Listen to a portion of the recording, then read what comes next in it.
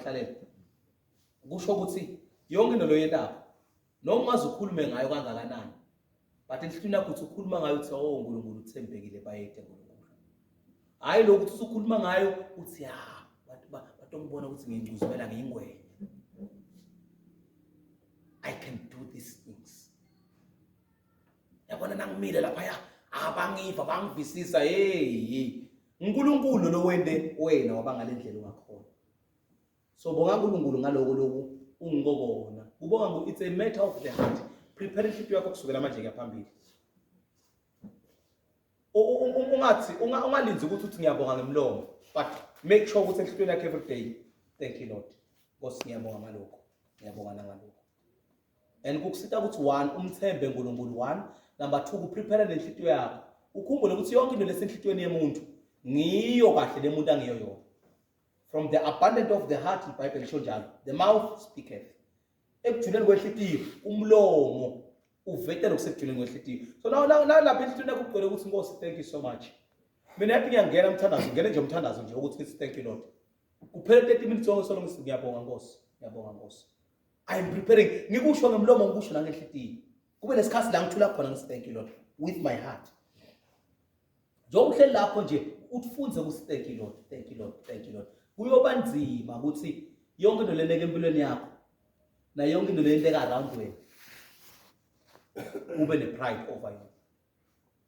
nginibekisele ukuthi Lucifer into lemende ukuthi aza abone ngathi ungcono ufuna kufana naNkulunkulu kungenxa yokuthi le uma hambile ayoba busy naletinye TV ngiyacabanga I'm not sure whether bese umhlaba bosokhona or beku TV tetingilosi but whatsoever nations by the time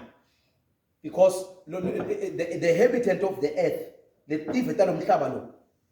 lokhu kuyicopy yaloku ngale kamoya lokhu lesibona la kunematsonga la ngale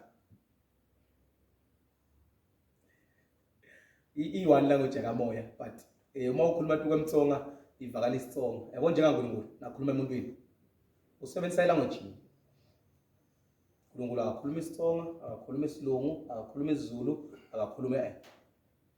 into la ikhuluma ngoNkulunkulu ukhuluma ilanguage lekhulunywa nguye levakala kuyisitsonga sase right that is the language and this is why nasibuyele emuva sibuyela to the book of Acts you realize ukuthi iBhayibheli bebathandaza la ngekhathi mara labale ngaphandle bave ama languages abo laba ngekhathi bathandaza ngama languages abo ilanguage i1 mara la kule language le i1 nami ngiva Zulu na uva Sitsonga nalo uva Swati khona la kule language le i1 because that's how God is one language one man Jesus Christ satisfying the whole world the one language satisfying the whole world so ngiloko nje bathi bazalwane inkosi nje bethi angulethe nje ngiyo le part yokuthi we should be humble siyadzinga ungachaya isifuba ngalento lesoyimukele ungayiyeli liphutha lokusichaya isifuba uthi ya no thank God inkosi ngiyabonga ukuthi sanginike lithuba lokutala inkonzweni yabo babi ngoba kungenzeka ukuthi ufika isikhathi la ngingasakhona ukuthi khona yabona you thank God ngalo into lekhulu ukutala inkonzweni yabo babi inkulu kakhulu kundlela tonke into le so this is why noma utala ungabi ukuthi angifuna nethi ngiyakoshusha lapha nethi ngingathola umsebenzi yase right ayakwadela umsebenzi la ude uNkulunkulu kufanele akupheka kulungisele la uyakhona mara uthola ngengondo ukuthi hantu ufuna umsebenzi lapha noma sima bamahlalela vele kube yinefakazi bakhona vele kube kuyi1 vele asebenzi emadoda bobaba siyasebenza sisemsebenzini nje wasina angisho ukuthi kurong mara sengiyasho nje ukuthi la sisemsebenzini it's God working in us for the nations usilungiselela tive